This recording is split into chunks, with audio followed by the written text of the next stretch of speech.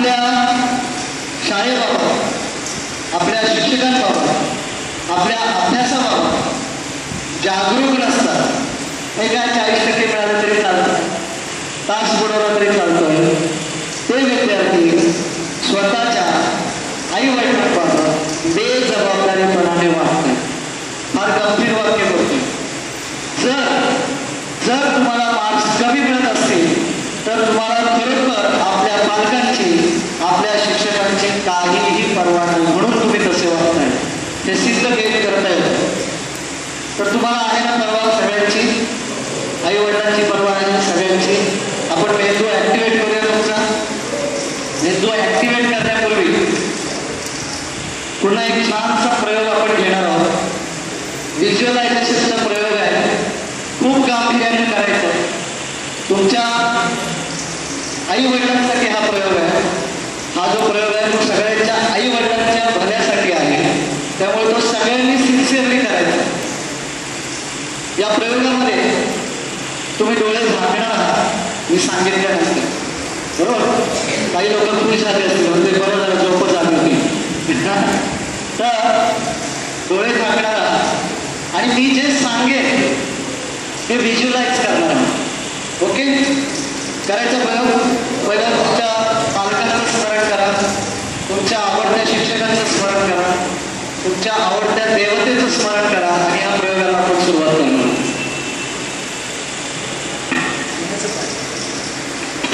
उधर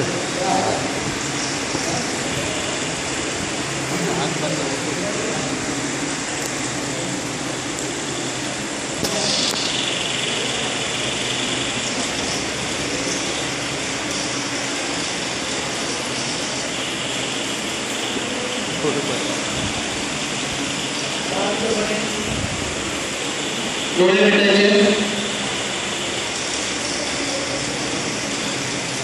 माता पित्यांचं स्मरण करायचं आहे, तुमच्या आवडत्या शिक्षकांचं स्मरण करायचं आहे आणि तुमच्या इष्टदेवतेचं स्मरण करायचं आहे.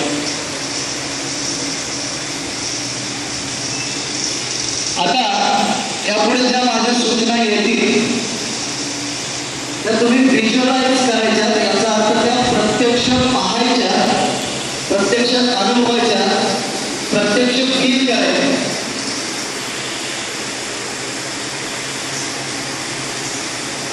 तुम्ही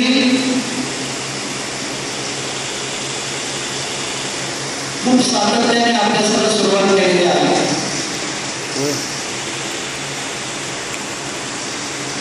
थोडा जरी अभ्यास चुकला तरी तुम्हाला कसं तरी स्वतः अभ्यास चुकता आला. तुम्हाला अभ्यास करताना निश्चितच आनंद होतो आहे.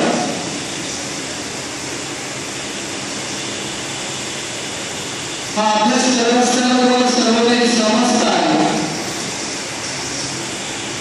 तुम्ही व्हिज्युअलाइज करायचं, प्रत्यक्ष हे करून बघायचं, विचार नाही करायचा. तुम्हाला दिसला पाहिजे. तुम्हाला न समजलेल्या गोष्टी तुम्ही शिक्षकांना विचारता. असेच बरोबर अभ्यास करून दिवस जात जात जात एक दिवस असा आलेला आहे. भरपूर दिवस तुम्ही अभ्यास केलेला आहे आणि एक दिवस असा आलेला आहे की तुम्ही शालेय जीवनातली महत्वाची परीक्षा, 10वीची परीक्षा देत आहात.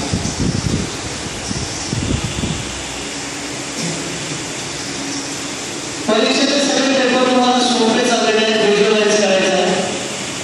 अगदी सोपे पेपर झालेले आहेत. पहिला पेपर चांगला गेला, तुम्ही आनंदाने घरी गेला. व्हिज्युअलाइज करा, आनंद तुमच्या चेहऱ्यावर दिसू दे. फील एक प्रत्यक्ष फील करायचं आहे. दुसरा पेपर झाला, तुम्ही आनंदाने घरी गेला. तुम्ही कशा उड्या मारता तशाच उड्या मारत घरी जातात आणि सगळे पेपर तुम्हाला चांगले गेले पाहिजे. सगळे व्यक्त गेल्या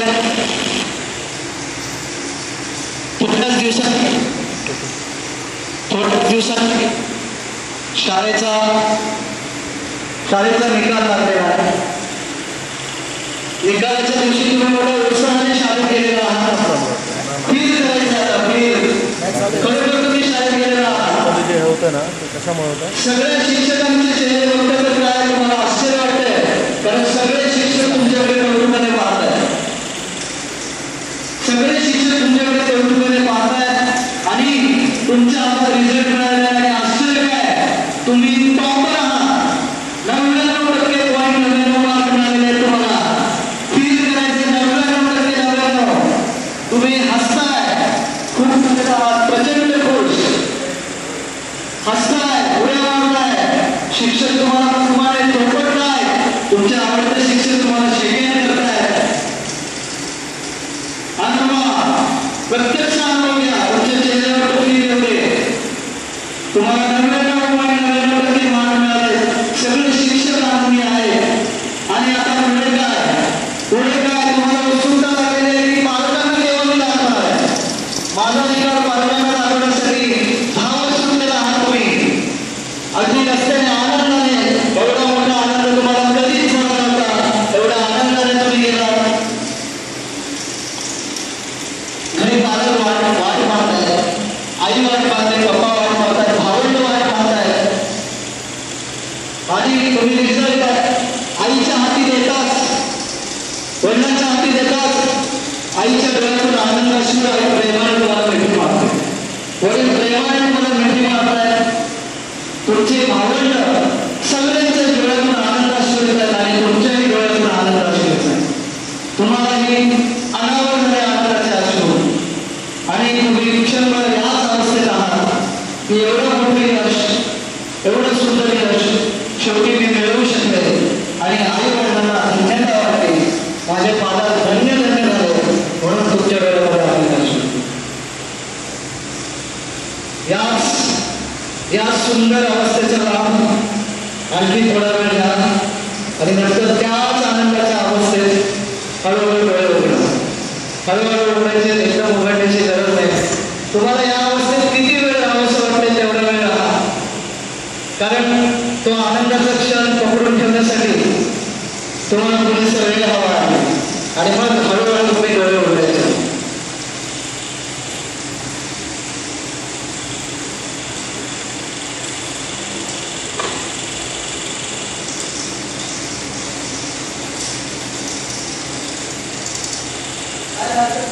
रडू येत असेल तरी चालेल, काय हरकत नाही. हे रडण्याचंच आहे अक्षर.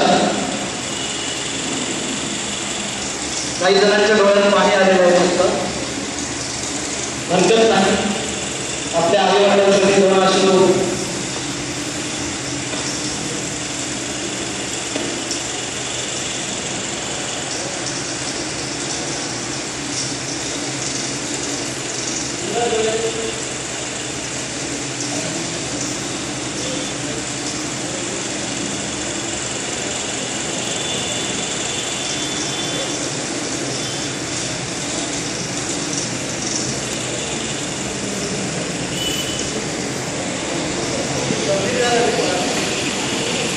अनुभव घेतला सगळ्यांनी.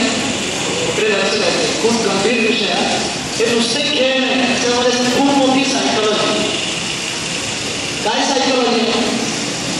किती जणांनी आनंद घेतला पहिला सांगा या सगळ्या घटनेचा मनापासून?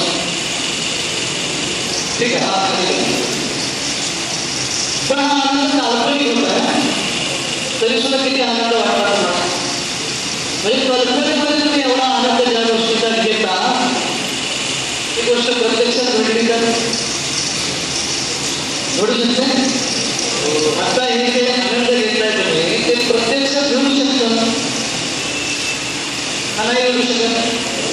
घडू शकतं प्रत्यक्षात. आणि ते घडवण्यासाठी जे जे लागणारं आहे आपल्याकडे, ते परिपूर्णपणे वापरायचं.